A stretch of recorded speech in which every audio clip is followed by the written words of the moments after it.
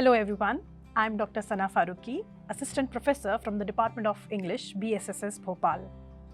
Let me remind you that in the previous class, we discussed about communication, its characteristics and process. Now for today's class, we are going to focus on types of communication. Let's have a look on it. Types of communication. It's a very confusing topic because if you'll Google it, if you'll go through the books, you will find there are many types which have been given in the books.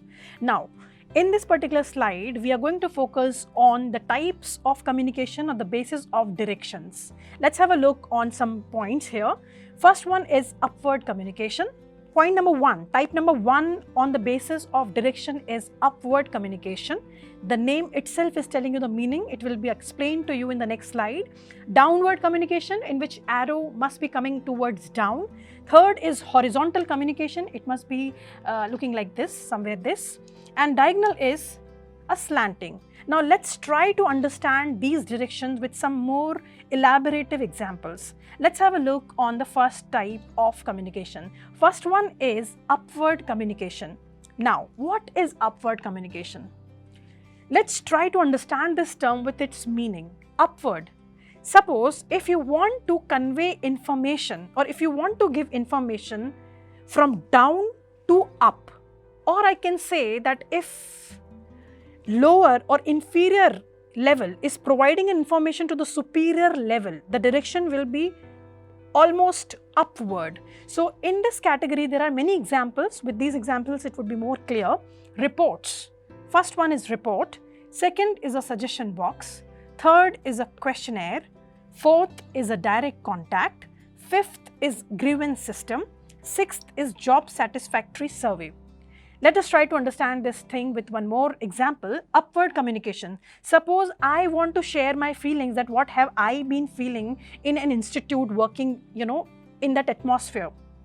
How my information will be revealed on a professional platform. Now, come on, this is not an informal communication. This is a formal communication. So there must be a method to convey my message to the heads that this has been going, these days, or this is the problem with me, or I have been suffering from these problems, or I have been feeling this in this institute. So, what kind of method will be used to get information from down going towards up, that is upward communication. You can see in the picture, arrow has been moving towards up and information is also going in that direction. So report, suggestion box, these are the examples which can be used to get the information from superiors to, from the inferiors. Now let's have a look on the next slide, in which second category of communication has been given, that is downward communication. Now if you look at the picture, arrows are coming from up to down. Now let's have a look. This is a teacher maybe. Let me give you an example that suppose this is a teacher.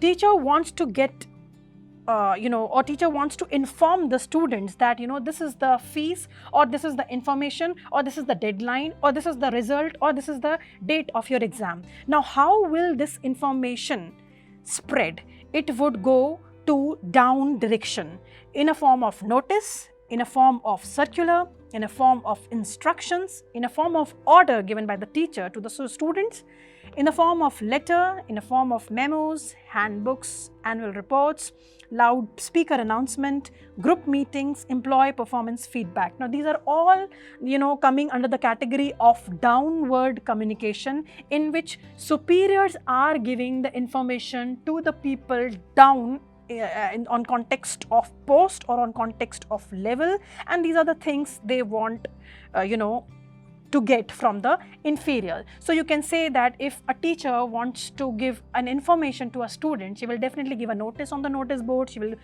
circulate a circular, or she will give instructions, or she'll give order. Now, it may vary from verbal to non-verbal, maybe it would be via telephone, it would be via WhatsApp, it would be via email, but yes, direction would always be downward in these categories. Next one is horizontal communication. Now again, this term has been explaining you, this diagram has been explaining you very well that horizontal means it's a straight line 180 degrees Celsius. So when the same person, same post is communicating to other person who has been keeping a same post and same department, that is horizontal communication. Suppose I am from the Department of English. I want to express myself, I want to share my information to my colleague. If I will share that information information to my colleague of same post. Being an assistant professor, if I'll share the information with assistant professor from my department only, that would come under horizontal communication. Let's have a look on the picture. Assistant principal may contact assistant principal. This is somewhere 180 degree. There is no difference of angle or direction in it. Faculty member is communicating with faculty member. So this is coming under the category of horizontal communication. Next one is diagonal communication. Now diagonal itself is telling you, this word is itself telling you the meaning of this. Diagonal means when you are not adhering to the same level but going beyond it. Let me explain you.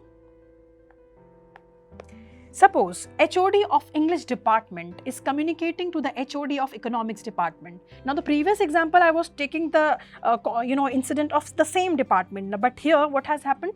English department is communicating with economics department. Now department is getting different here. So the HOD is communicating to the HOD of another department. This is somewhere creating a structure of diagonal, maybe a slanting line or downward or upward. So this is coming under the category of diagonal communication. Next one is, again, a category has been given. Types of communication. We are continuing the same topic on the basis of organizational structure. Now, what are the structures given here? Let's have a look on the screen. First one is official, that is formal communication, informal communication, grapevine communication. Formal, it's very easy. That suppose we are on professional platform where we don't, you're not allowed to, convey ourselves in an informal way. That means suppose I want to write an email to my boss, or I want to circulate a message or a letter. So it would always be considered as a formal or official mode of communication. Whereas informal, I can talk, I can make a telephone, I can, ping on the WhatsApp group in an unofficial language. So it would vary from the previous one. Third one is grapevine communication. Now this one is very interesting because grapevine is giving you the structure of grapes. Just imagine grapes. This is grapes. This is grape. Now what is it? If a gossip is going on, if a professional information or something which is related to profession is being spread in the atmosphere of that institute from A to B to C to D to E, and there is a group or there is a crowd, gossiping about something, that is grapevine communication. So grape itself is telling you the meaning when we have a communication in a group, that is only called gossip. Next one, just have a look on the picture. It would be very clear if you watch on it. Grapevine communication. There are grapes and there's a crowd in it, and information is getting from one person to another person in a structure of grape here. Next, have a look on the next picture. I'm not going to tell you the name here. Let us guess about it. So guess the communication. Here you have two pictures. One, on the left side, you have two people who have been communicating with each other. On the next picture, you can see that there is a man who has been wondering about health, about family, about future, about security, about home, about career. We all have been keeping many tensions in our mind. Before going for this video, I was wondering that how my video will go today. Will it be okay or will it not be? Should I prepare myself more or should I not? So sometimes what happens, you talk to yourself. Maybe if you are in tension, maybe if you are in depression, maybe you are very curious, or maybe you are somewhere tensed, anxious. So you talk to yourself. Yes, this is also one of the types of communication. Let me give a term to these two pictures. Let's have a look on the next slide. On the basis of agents, we have two communications. First one is intrapersonal communication. Second one is interpersonal communication. Now let's have a look on the picture. Intrapersonal and interpersonal. The word intrapersonal means intra. Intra means within. When you talk to yourself, when I talk to myself, I would not sound. I would not use my tongue. I would not use my speech organs, but somewhere I'll think. This is intrapersonal. Whereas interpersonal means within. Inter means within. When communication goes between two people, one to one, or maybe I am communicating to B, I am A communicating to B, I am C communicating to D. So this one is easy, this one is familiar, but the most important and interesting is intrapersonal, when you talk to yourself. When you talk to yourself is called intrapersonal communication. Let's have a look on this picture. There is a cute boy who has been saying, of course I talk to myself, especially when I need some expert advice. Okay, third one is group communication. Now it is again clear. Group communication means when you all have been, participating in a group discussion. Maybe I'm discussing that what would be the condition to put NEP, or what is the benefit of it, and we all have been discussing about NEP. Should we follow it or not? Will it be beneficial or not? This is just a group discussion. Whereas fourth one is mass communication. It's very important. Mass communication is what? Nothing but picture, newspapers, publicity, and TV. There can be many modes of it, right? Now next one is again types of communication on the basis of verbal and non-verbal communication. Now let's have a look on the first point, verbal communication. Verbal communication is the use of words to convey a message. Most of the time, students believe that when we are communicating with speech organs, then only it would be called verbal. No, I want to make it very clear. Verbal means use of words. It can be used in written form also. So it can be oral, it can be written. Now, what are the examples? Written or oral communication can be the examples of it. Letters, texting message, email, books, these are all written messages or written communication. Next one is oral communication. It can be face to face, it can be a speech, it can be host on a radio, it can be an interview, right? Next, let's have a look on the next picture. This one is really interesting. Now we have moved towards the different area of category of segregation. Here we are going to focus on types of non-verbal communication. Now, there are basically 4 or 5 types of non-verbal communication. First one is kinesics. Kinesics means study of facial expressions, posture, the way you stand, and gestures, meaning actions done by hand. Now, let's have a look on these 2 pictures on your screen. Suppose if you are sitting in an interview and your interviewer has been asking you, tell me about yourself. Now, I am an interviewee, I have been answering a question, and while answering I am touching my nose again and again, just want to check whether it is here or shifted somewhere else. It is here only, I should not touch my nose while talking, right? Because it is somewhere giving you a lying signal. When you lie, you touch your face. Don't try to touch your face. Don't distract yourself, while touching or scratching your head and scratching your cheek and touching your cheek and then, touching your nose. These are all lying signals, and this is a negative gesture. So you should always avoid this thing. Second, you can see that if you would not stand straight, you would definitely not look, confident. If I would keep a hunch back, if I will not keep my spinal cord straight, I would not keep perfect body language. My posture is not that confident. So always remember that whenever you are giving an interview or whenever you are presenting yourself, work on your spinal cord, stand straight, put your shoulders back, and be confident. This girl has not at all been looking confident because she's looking down. Look at her legs. She has crossed her legs, maybe not confident, and looking very, taking a bow kind of structure. So this is all negative. You should keep this thing in your mind. Next one, again, I'm talking about kinesics only because I discussed about facial expressions, posture. Now I highlighted the third one here is gestures. What is gesture? Gestures means actions or activities done by hand. You're going for an exam, I'm telling you best of luck. Without using my words, I would say this. You have failed in your exam, or I want to, bully you, I'm saying this one. Or you're looking very pretty today, I would say this. What am I doing? I'm not using my words, I'm just putting, these sign languages. These are all gestures. Now, let me tell you a very interesting fact. Automatically, when you reach at your height, or whenever you reach heights in your career, automatically your body language would be like this. This is called steepling. Steepling means when you touch your fingers, little ring, middle, index and thumb, they all are in touch with each other. This happens when you reach on heights, maybe Dhirubhai Ambani, maybe somebody who is on higher post, automatically his gesture would become like this, because he wants to control everything. He wants to put everything in his control. When you become superior, when you become confident, when you reach the goal wherever you want it to go, automatically your gesture would become like this. So this is the most confident gesture. You can see steepling, we call it. Steepling with hands conveys confidence, wisdom and positive agreement. On the other hand, if you are very confused, I am talking to my interviewer and I am so confused, my body language would automatically become like this. I am tangled in my own thoughts, what to say, how to say, am I correct? Let me relax myself and let me stand in a very poised way.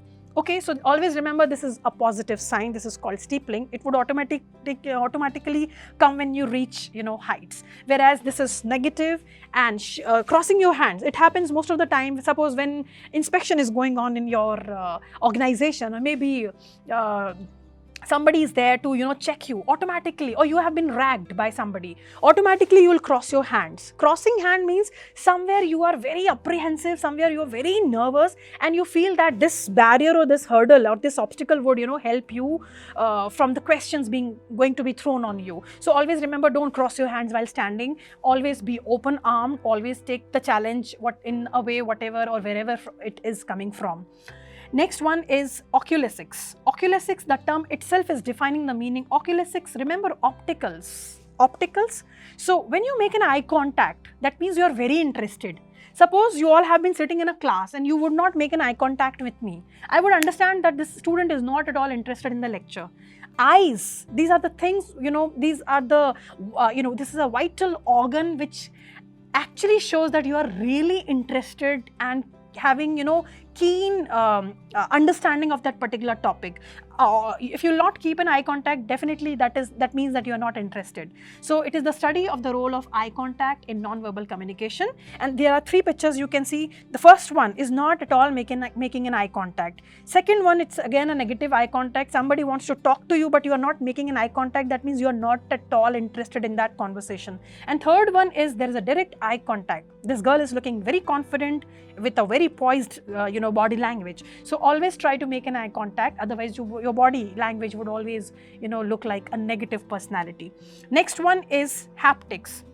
Now this is also one of the types of non-verbal communication. What do you mean by haptics? Haptics means it is the study of touching. Did you know that acceptable level of touch vary from one culture to another? In Thailand, touching someone's head may be considered a rude. Now, what is haptics? Sometimes we don't speak, but we convey or communicate while touching or by touch. Suppose I want to give you empathy, or more than that, sympathy, or more than that, empathy. I would, touch your shoulder. I would say, it will be all right. So this touch is telling you that I am with you, I am at your side. So this is also one of the types of non-verbal communication. Or we have won something, we have won the game, and I want to do high five with you without saying anything. This high five is just a kind of touch that is somewhere showing or celebrating victory. So this is also a kind of non-verbal communication. Next one is proxemics. Now what is proxemics? Proxemics means it is the study of measurable distance between people as they interact. Did you know that the amount of personal space when having an informal conversation should vary between 18 inches to 4 feet, while the personal distance needed when speaking to a crowd people should be around 10 to 12 feet. Have you not understood anything? Let me go to the next slide to show you what has been written here. Proxemics.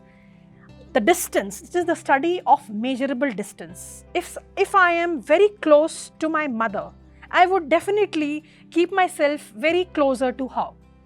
I should know, or we all should know, where to draw the line. You should always know that where have you been standing. If I am at a professional platform, I should know where is my space. If I am at my home, I should know with whom am I standing. So personal space is talking about intimate, personal and social. There are 3 categories, and one should not enter in the personal space. Suppose if you are in your professional platform, you should know that where is the personal space. So it talks about space. Last but not the least, this is the 5th point of non-verbal communication, that is chronemics. Now chronemics word itself is telling you related to chronology, that is time. when you are interested in communication, when you are interested in lecture, when you are interested in somebody, you would always be on time. When you have a class from 9:45, if you are interested, if you are very much, interested in that lecture, you would definitely not be late in that lecture. So time also tells sometimes that you are really interested in that lecture, in that conversation or in that meeting. So this is what talks about, this is the study of use of time in nonverbal communication. Have you ever observed that while an employee will not worry about running a few minutes late to meet a colleague, a manager who has a meeting with the CEO, a late arrival will be considered as a non-verbal cue that he or she does not give adequate respect to his superior. So this is all about types of non-verbal communication. So today we discussed non-verbal communication, under which we discussed body language, gestures, eye contact, haptics, proxemics, chronemics, and paralinguistics. Thank you so much. In the next class, we will discuss some new areas.